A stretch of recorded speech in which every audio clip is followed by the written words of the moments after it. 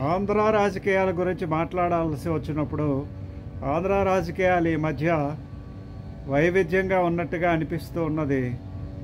చంద్రబాబు ఇంతవరకు ఉండేటువంటి చాకచక్యం ఫండ్స్ రాబట్టడంలో ఉంది, కానీ అతడు యాక్షన్లో చాలా తక్కువ కనిపిస్తూ ఉన్నది. అంతేకాకుండా అది కోయిలేషన్ గవర్నమెంట్ అవ్వడం వల్ల నిర్ణయాలు ఎక్కువగా వన్ సైడెడ్గా ఉన్నట్టుగా అనిపిస్తూ ఉన్నాయి.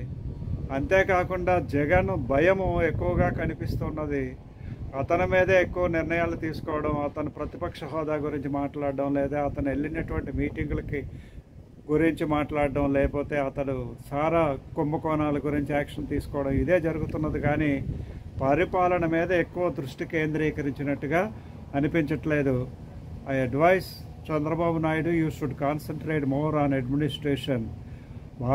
ఆంధ్ర రాష్ట్రం అతి త్వరగా అభివృద్ధి చెందడానికి, మరీ ముఖ్యంగా అమరావతి నగరం చరిత్ర పుటల్లో నిలబడడానికి నీ వంతు సాయం చేయాల్సినటువంటి సమయం ఆసన్నమైంది. తప్పనిసరిగా దాని మీదే కాన్సన్ట్రేట్ చేసి బీహార్ వెళ్ళడాలు, బీహార్ రాజకీయాల గురించి మాట్లాడాలు, మోడీ భవిష్యత్తు ఏమవుతుంది, నితీష్ భవిష్యత్తు ఏమవుతుంది అనేటువంటి ఎస్టిమేషన్స్ చేయడాలు, సర్వేలు జరిపించడాలు మానుకొని నీ పని నువ్వు శుభ్రంగా క్యాలిక్యులేటెడ్గా పనిచేసినట్లయితే తప్పనిసరిగా ఆంధ్ర రాష్ట్ర అభివృద్ధిలో నీ వంతు పాత్రగా మిగులుతుంది. హైటెక్ సిటీ నిర్మాణంలో వంతు పాత్ర ఎలా ఉందో అదే విధంగా మిగులుతుంది అనేటువంటి విషయాన్ని గుర్తుపెట్టుకొని ఈ యొక్క కూటమి ప్రభుత్వాన్ని ముందుకు తీసుకెళ్లేటువంటి బాధ్యత మరింతగా చేపట్టాలని నేను ఆశిస్తున్నాను. సిటిజన్స్ ఫోరం తరఫున జై హింద్, జై భారత్.